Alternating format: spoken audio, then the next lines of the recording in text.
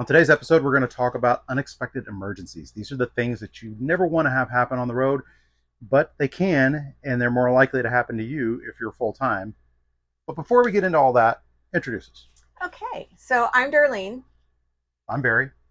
and we're the Nicholsons, and our channel is Like There's No Tomorrow. Was I supposed And to say that with you? Like there's no tomorrow. no, but we've been on the road full time for 3 years now, and we've had the highs, the lows, the goods, the bads. We have some crazy stories, and this topic is one of our number one asked things in our going full time course group. So these folks are all in different phases of moving into full time RVing. And I think you have a lot of questions, you have a lot of fears, and we can certainly speak to this one very well, unfortunately. Yeah, in fact, we've had a lot of our students, I guess you could call them that, members, that have gone on the road full time, and they're starting now because we're at the beginning of summer when this is recorded, and so they're heading out on the road, and we're so excited for them. But we know that that can be a very nervous time, and so if you're thinking about going full time or even spending a long time away from your home and then coming back, there's some things that can happen on the road that can really be bad. Yeah. And not to be negative, but there are some things that can be sort of like really kind of life emergencies, and we're going to talk about some of that we've encountered and what we did about it. Yeah, I think because too, when you first are going on, whether you're full time or not, when you're going on a long trip or anything, you're just excited about going out there and seeing the stuff. And then you probably are also thinking a lot about how to RV and what you need to RV and all the things to make you comfortable. But what you're totally not, and it wasn't on our radar when we started full time, was things that can go wrong. So we just want to start with the first one, which is the obvious one for anyone who follows our channel, medical emergencies. Yeah, so we had a doozy this time, actually last year. Yeah, it was the day after my birthday, so July 27th. Yeah, is when it happened. So we were in Wyoming, gorgeous state. We had actually been there for quite a while, and we were staying in a gorgeous boondocking site. We were at 8,000 feet, and I think we were in our third week. Yeah, it was one of my favorite places that we've been boondocking, and we need to go back and do a do-over. I'm just saying. Yeah. Yeah. So anyway, so we were staying at 8,000 feet in this mountain area. Of course, we had no hookups at all. We were completely remote, and as you can imagine, it gets super dark out there when the lights when the sun goes down. It is pitch black out there. There were no lights. And one of the things that we do when we boondock is in order to save water, because that's the big deal. We do have I think it's like a 90-gallon tank on our RV, but you really try to conserve water. And so when you're doing the dishes, you don't use that much, and we use a big plastic bin that actually folds. And so you take the water, instead of dumping it into your tank, you can go and dump it on the ground, because it's totally biosafe, biodegradable soap, unlike all you weirdos out there that think it's somehow going to harm the environment in a place where all the campers go out and pee on the trees. Yeah. So long story short, and we have a whole video on this with all the lessons learned and all of that, which I'll link for you somewhere and put it on screen or whatever, or link it somewhere in the description. But I basically went out. We have a side patio, went to dump that water out, caught my toe on something that was laying where it shouldn't be. There was your lesson number one learned. Yeah. And fell forward holding the water bin and pushed past the barriers on the patio and fell head first right there, about 10 feet. And I immediately, when I held, the whole thing went over me. I was soaking wet, but I basically hit and rolled, and the compression on my head, you can only imagine. So my head and neck were definitely injured. I was immediately pins and needles in my hands, very sick, knew I had really done something wrong. Long story longer is we needed help. We needed a paramedic. They were coming. My daughter, now here's your second lesson learned. When you are boondocking, have your coordinates and give it to everybody who is with you in their phones. ready to send any in case anything happens. So she gave those coordinates to the 911 operator, and that was essential. Yeah, yeah, and we thought we'd have to wait for a long time. We didn't know what to expect. Actually, the paramedics were there very quickly, and they were really calm about it. And they were like, "Oh, look, we deal with campers all the time getting hurt, and guys out riding motorbikes or whatever, they get hurt. I mean, it's just kind of like we knew pretty much where you were. It was no big deal, which Yeah. that was cool. Yeah. So the next thing I want to have you know, so regardless if you're boondocking or you're at a campground, know where your hospital is, know where help is, have a plan. And I think a lot of people just don't take the time because you think, oh, I'll just Google it when the time comes. Gosh, when I was all going down, it was very quick, and you're so foggy because I was in no use at all, and I'm the one that usually does everything. So the thing that saved us was I had given the coordinates to my daughter so she could drive there. And so just send those out, but know where the hospital is, know where help is. Same thing with your pets, know where the vet hospitals are. Be aware every time you go somewhere new that you can go somewhere to get help. And I think that was the thing. And with that accident, and again, there was a lot of stuff happened. I had a concussion, I had a skull fracture, I had lacerations, I was in so much pain, and so that threw a wrench in everything. But did it take us off the road? No. As full timers, we had to make that decision. No, it didn't. But my sister is a nurse in Illinois, and I called her and just basically asked her, Julia, what would you do if you were us? Because driving, because we're originally from Indiana, so we could have drove back to Indiana, but we had to ask ourselves, why would we do that? Yeah. It's there's But she did say, like, you need to get out of high elevation, because Darlene had a real issue with her blood pressure, which unfortunately she still has. That happened after the accident. You would think that in a year it would go down, because you never had high blood pressure before, but nevertheless, she just said, I just don't think that the high elevation is helping. You need to be somewhere where you have more immediate access to healthcare, really good healthcare. Yeah. And so we were headed to Colorado anyway, but we ended up going to Colorado Springs. Right? Yeah. Yeah. And they had great care there. I mean, unfortunately I had to wait. So that's another thing. I had to wait to get into the specialist. I had to wait. They wanted to see what was happening. I had to wear the big C collar and all that. And this is after she did the ER visit and all that. Yeah. Yeah. I was already released at that point, but I had to go to a neurologist to get released from the collar. So anyway, that trip just had to get sidelined to somewhere we didn't expect.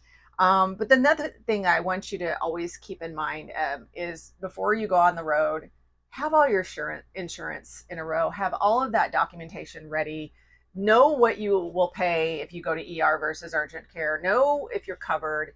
Unfortunately, I had lost my job, which we lost our insurance, and we were on a very limited plan, and ER was the worst case scenario for us. And so we really paid the price on that. So I encourage you to search out good insurance, know that it's nationwide. So no matter where you travel, you can get care, and then know how much you're going to be liable for and have some money to take care of that, if it comes down to that. So that was number one, medical emergencies. I think that is something you can't predict it, guys. You never know when you're going to miss the step coming out of your RV and take a tumble. Yeah. And it does kind of go err on the side of safety when you're out doing things where you're chopping wood or you're setting fires or you're doing work under the RV, riding mountain bikes. I didn't say that, you said that. Or you're going on top of your RV to do something, and your solar panels are really close to the side of the RV, and you could easily fall off. I mean, you do really need to err on the side of safety, because if you break down the ridiculous and think, okay, what happens if something bad happens here?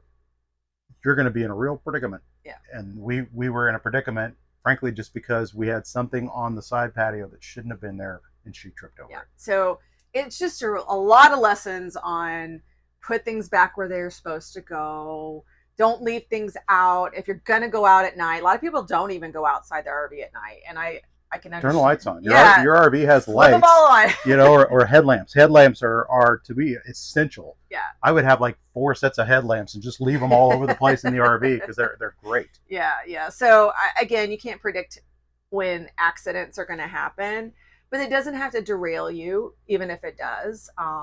We had another channel that uh, the not the wind, the winds. I'd have to look it back up. I'm sorry, guys, if I forgot your name. But he fell, and I think he had to have some reconstruction and dental work and things like that. So it just does it stop you? No, don't let it. But just know that you're covered if something does happen and you have a plan. There you go. That's the first one. The next one I think is something we've dealt with is family emergencies, a death in the family, if someone gets sick and really you need to go see them. For us, we were all the way on the other side of the states. We were in California, as far as away from Indiana as we could get. Yeah, we were in Northern California, Yeah. up by the border of Oregon. I mean, so there was we actually. So here's what happened. So I don't remember what night it was, but I got a late night phone call that I half expected to get that my stepdad had passed away, and so of course I wanted to go back and fly back and be with the family for the funeral. Unfortunately, that meant Darlene had to stay, of course, with Hugo because you kind of what else were we going to do? We were in an extremely remote place, and it would have taken us too long to. yeah, we would have had to drive up into Oregon or something to rent a storage facility and somehow and then trying to figure out a place to put the dog, all this kind of stuff, and we didn't have the time. We didn't have the time to make no, it happen. no. And so in that case, I stayed back. I had to drive him. It was so crazy over the mountains into. It was like an ordeal to get to the airport. It was like it was kind of a pretty drive, but it was really crazy to get there. But let him fly out. He was gone about a week. About a week. Yeah, and then which is an interesting thing. As a couple, I'm not scared to be by myself at all. Especially with this big dog. Yeah, I do have Hugo, and he can sound pretty vicious. Yes. So, but we did have a bear show up at our campsite. That's right. Hugo ate him. No. He's not. No, he's not that good. But that things like that. If you're someone who is not comfortable with that, you'll have to figure out a different way of doing it. But for us, I was willing to stay there with the rig by myself. I felt comfortable enough, and we've had that happen when Barry has business meetings and things like that. I'll just choose a campground or a place that I am totally comfortable with, and he'll go do his thing and come back. So we've done it several times. Yeah, and we were at an RV park. I think we had just gotten there. I don't really remember. I mean, there are some scenarios I think that you could probably, if you both of you just had to leave, where you just got to go and you have to take the dog with you and you have to leave your rig there. I would think that there's probably RV parks would be totally fine with that. Yeah. As long as they get paid for having their spot. Yeah. And then. But be upfront with them. I wouldn't leave and not tell anybody. Oh, no. Yeah. You would definitely want to, go. Communication is key. You just go, look, we've had a family emergency and we really need to leave the RV here. Of course, we'll pay for all the time that it's here. Yeah. If somebody could just kind of keep an eye on it, make sure, but we've actually left our RV before in a certain area and went back home for a certain holiday and didn't tell anybody. Yeah, we did that one time, and I don't think I would recommend it. I kind of worried the whole time about it, but I didn't worry at all. But it worked out okay, so it's fine. Totally fine. Yeah, so I think the best thing is just you might want to have money set aside for those things because it costs a lot to leave your rig somewhere, board your dog, fly if you have to fly. One thing that we do is we use credit cards that accumulate points for travel. And that has been a game changer for us. I mean, you just have to be very careful about what card you get and all that. But we play for our kids to fly in at Christmas. We used it from when Barry had to fly to Indiana. So, having that as a backup plan, it's kind of like having money set aside, honestly. Yeah. And here's a tip for you. I'm sure you've probably been on a flight and they have, I think it was American Airlines is what we were on. And like the, over the mic, they're kind of going, well, if you'd like to sign up for the American Airlines credit card today, and it was like 60,000 miles or something. I did that. And I was just sitting there, and most of the time I just kind of, ignore those announcements. But then I was like, that's actually a pretty good deal. And I got the paperwork from the guy, started reading up on it, and sure enough, we signed up for it, and it's been a great deal for Yeah, us. it really has. And we just got a new one we're going to start using in a different way. It has different types of points. So there's a lot of resources out there. Actually, what's Kara Nate's company? The Daily Drop. The Daily Drop. So if you haven't heard of Kara Nate, they have a channel. They're huge. Yeah, they're more They're of a world travelers. they're travel vloggers. They're not Yeah. RVers. No, but they're some of our they're favorites. really some of our favorite videos. We love watching their adventures, and they have a side company that actually teaches you and gives you all the information about the different How to cards, work the system how to with the points. work the points system, and it is really interesting if you're wanting to get into that. So, okay, the next one, repairs, big things going wrong with your rig. That can be a serious emergency. Yeah, and I mean, knock on wood, we haven't had any. Surprised the dog didn't bark. I know, right? I regretted it as soon as I did it. But we haven't had any major emergencies that were like total trip stoppers. Yeah. We haven't had any tire blowouts or suspension blowouts or a slide that won't go back in or things like that. Thank heavens. Yeah. Thanks, Alliance. Yeah. Now we have had an issue with our rig that was not a trip stopper, but it was. We had to completely interrupt our plans. Actually, we're doing that right now. Yeah. Long story, but we've had it. If you can go back and watch some of our videos, we had a crack right outside of our slide under in the bedroom, and you could see it from outside the rig, and it was kind of slowly getting bigger. And so we just determined, and we were in California, I think, whenever we found out. Another thing, being in California, we love it there, but it's really inconvenient. You have to drive across the country. Yeah. So we ended up having to drive all the way back to northern Indiana to Elkhart, and that was because we did the math just on the gas. It cost us like $700. Yeah. Now we could have probably found a dealer that could repair it where we were. However, they wouldn't guarantee us a timeline.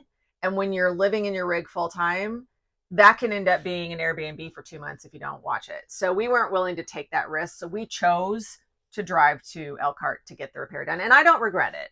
No, I mean, we've never taken our rig to the any dealership, including the one where we bought the rig, to have anything repaired. To us, that would be literally the last resort. If there was absolutely no other way that we could get our RV fixed, that's the only time we would do that. We use mobile techs, or go to the factory. Yeah. And I often get asked, especially by our members in our going full-time group, how much emergency fund should we keep? That's really hard. It depends. I mean, if you have a Class A, sometimes those things cost way more than, say, a travel trailer or a regular fifth wheel repair, depending on what it is. But I generally keep between $3,000 and $5,000 in a do not touch it fund for if something big were to happen. At least I have that amount of money to immediately give towards whatever the thing is, so that we could keep going doing what we're doing. But you're going to have to determine what that is for you.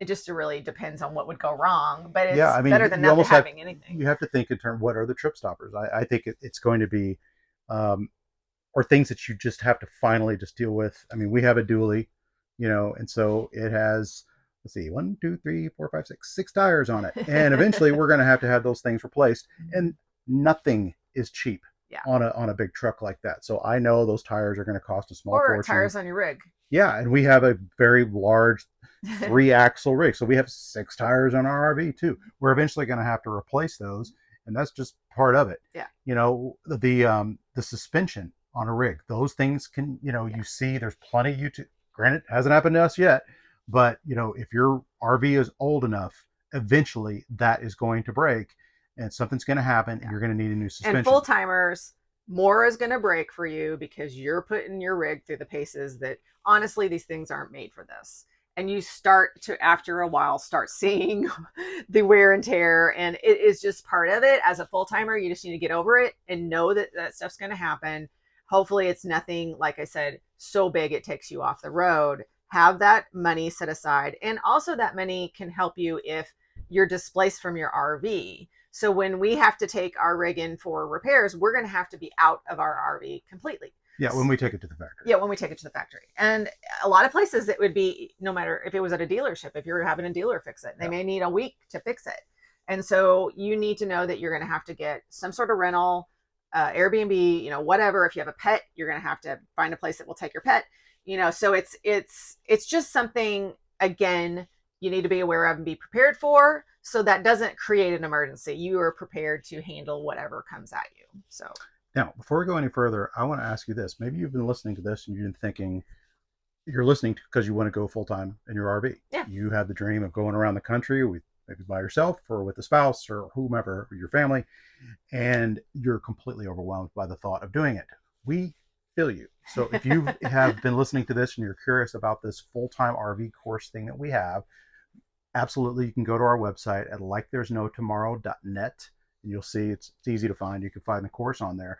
But we created this because we thought it was so hard making that transition, not just that period that was leading up, that for like a year you're planning, because we didn't RV at all. Yeah. We were not weekend warriors. I'd never owned an RV until I drove this one off the lot. And if we can do it, you can do it. So learn from our mistakes. That's why we did the course. We really wanted to share all the hardships, all the good stuff, all the lessons learned, so that you can just go to one place and get all that information and feel confident that you're going to go out there on the road and kind of know what you're doing and what you're heading into. Yeah, so it has all the training videos, and it's a curriculum. Everything is step by step, put in a logical order, but it's not just videos. It's also cheat sheets, that kind of stuff. Yeah. So we have the going full-time timeline. So if you're going to sell your house, or downsize or whatever you're doing, you need a timeline how that's going to go down, so you can get it all done before you launch and leave. And that's probably the biggest thing I'm seeing our members going through right now, is that panic of getting prepared. So we have that. We have something to help you narrow down a rig if you don't have a rig, budgeting, just maintenance, all kinds of stuff that's going to help you feel like you got this, you're in control, and you get access to our Going Full-Time private Facebook group community. And we are there for you. We answer all the questions in there. Everybody shares their stories, where they're at, what they're struggling with. We learn from each other, and it's safe. No one judges. There is no dumb question. So it is something we're very proud of, because it's helping so many people. So if you think you want to go full time, this is where you want to be. And we're going to help get you there, no matter if it's in 3 weeks. Well, no, you need longer than that. We'll say 3 months or 3 years. We have people in all stages right now. So we'd love to have you. Okay, our last one is extreme weather and weather situations. Those can really create big emergencies. We have had our share of those as well. Yeah, thankfully we haven't had any like really big problems or things that are caused by that, but we've had some narrow escapes, if you will. Mm-hmm. Of late, I don't know what it is. Every time we go back to Indiana, which is often because that's where we're originally from, it's where our family lives. Last year, you can watch the video on this. We had 2 tornadoes in one day. Yeah, within like 5 miles of where we were. So we could actually see the damage as we drove down the road from the RV park. So pretty scary. And then we were just there a few weeks ago, and we were across the bridge in Kentucky, but 20 minutes away, and sure enough, they had lots of tornado warnings. In fact, there was that tornado system that went through there ended up killing some people. Yeah, it's like 30 people in the St. Louis area and everything. It was really bad. So we were maybe don't go that area in the late spring, early summer. I think it's a hotbed kind of situation, but you can't predict those kind of things. Now you can run from hurricanes, you can wheels up and head out on there. But tornadoes are kind of a scary one. Extreme weather. They're out west. There's windstorms. Texas had terrible windstorms. So that can sideline you. Hopefully it never ends in disaster. Yeah. But I mean, the thing is so it can happen. So what do you do? So we actually, in both situations in Indiana, we were at just a regular RV park, and the other one we were at a state park. But both of them had shower houses that were pretty close to us, and those shower houses are typically always made of brick, or they're, it's Yeah. the place that you would They want to make be. them that way for shelter. So Yeah. In that's fact, when we were at the state park, the ranger came and he knocked on our door and he said, "All right, folks, yeah. it's time to Yeah, get out." he was. They were a little more adamant. Other places is a choice. He was like, "No, y'all need to go and Yeah. get that." A bunch Yeah. of people didn't do it, which blows my mind. In fact, I'm not going to name names, but there was a channel we just recently watched, and they just stayed in their vehicle. If you are from anywhere with tornadoes, that ain't gonna help you. So you Yeah. got to get in shelter. Yeah, we lived in Indiana where the neighboring town was completely destroyed by Yeah. a tornado. Yeah. So we don't mess around with tornadoes. No, yeah, you get in a shelter. And I don't want to be in the bathroom of a state park for an hour, but I'd much rather be there than out yeah. someplace where we're going to blow away. And I've in the other video, and really should go back and watch it because I go through ways to stay safe, having a go bag, things that are, especially if you know you're in a area where thunderstorms are brewing, have a bag ready, especially if you have kids or animals that you can grab and have the things you need to go really quickly because there's no wasted time. It is get up, get out, so. Yeah. Now, another situation we found ourselves in was we were fairly new to boondocking at that point. In fact, we made one of our most popular boondocking videos. It was the kind of the video that helped us get us on the map as a channel. But the rest of the story about that video, we were actually in Anzo Borrego, California. And that's what's that park there? Is that the name of the park? Yeah, that's the name of the park. Okay, so anyway, so we had just gotten there. I mean, but we were off grid. Yeah, totally off grid. We were in this awesome spot. We'd set everything up, and it took us a while to get the rig into the spot we needed to go, and we had completely set everything up. And I can't remember. I think maybe it was like one day later. Yeah.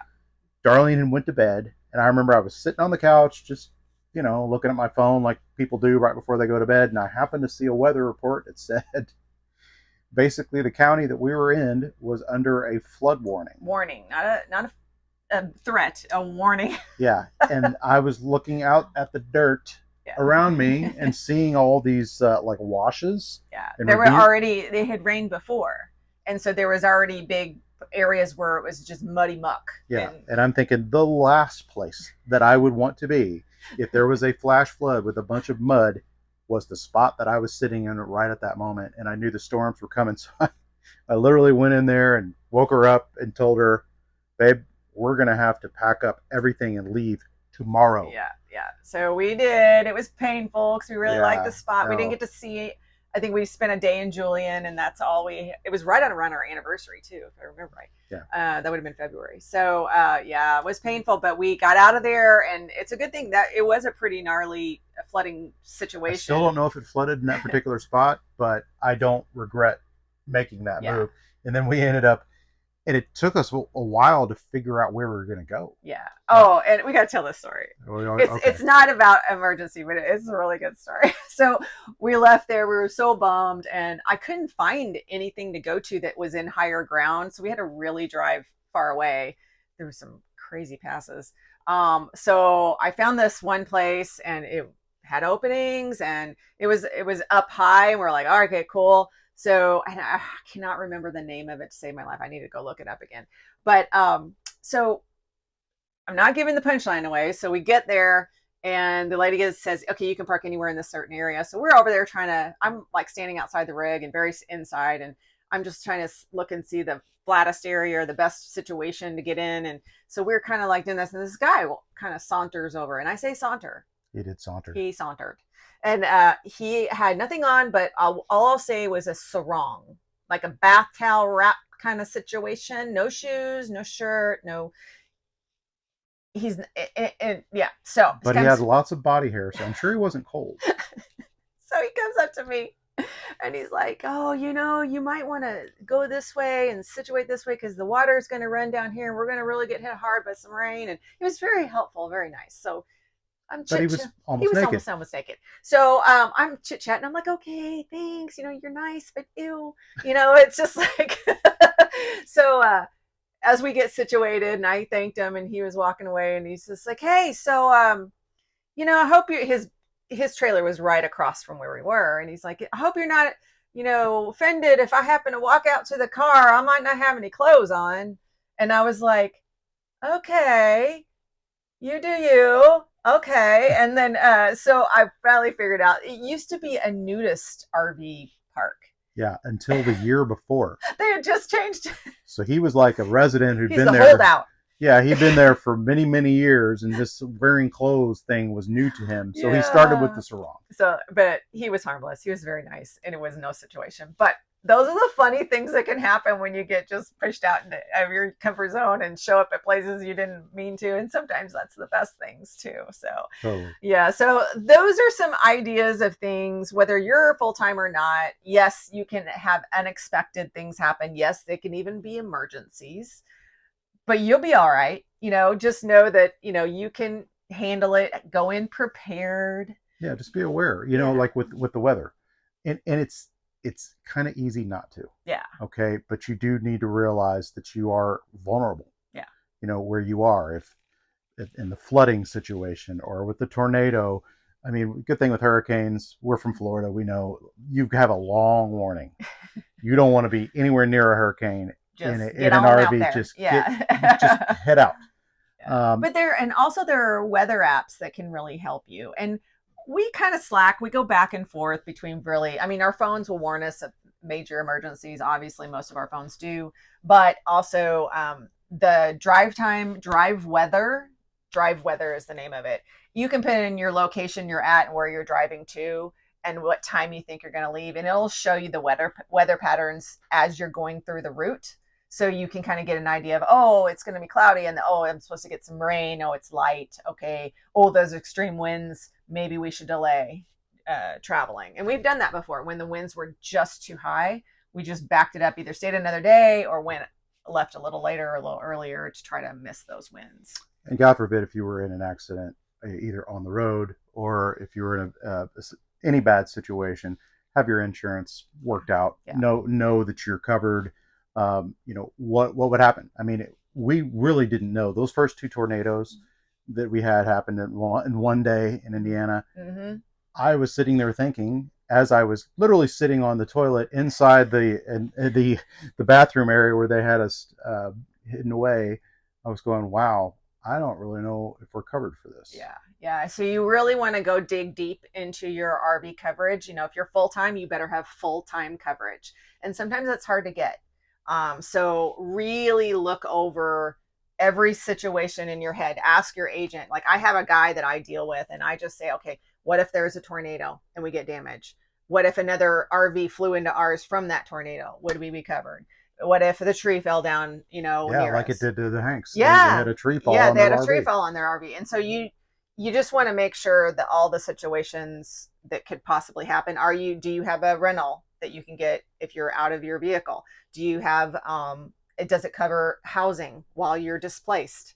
That's what I didn't have. And I just added it because I didn't know until I went and looked that wasn't something that was included. So I just added it on there. So, being in control. I think that's the thing I've learned in the 3 years is to lower worry. If you don't want to worry, be in control and know the facts. Go in and look at the policies. Go in and know your medical, your RV insurance, all the stuff, so that you go, okay, and then have it handy and know where it is, like in your truck or your car or your RV, so that if you were in an accident, you immediately know who to call.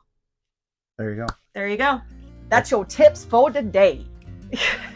Well, we want to thank you guys for watching. And again, if you're thinking about a full-time RVing, please go to our website and check out likethere'snotomorrow.net and look at our course, our full-time our RV living course. Yeah. We would love to have you as part of our group. Yeah, and if you have ideas or things that you wish we would talk about that you're wondering about, go and through the website. You can comment there in the contact form, depending on the platform you're listening on. Let us know somehow. Let us know, and we'll add it to the list because we love tackling the topics that you want to hear about. So, thanks for watching, everybody. Bye. We will see you next time.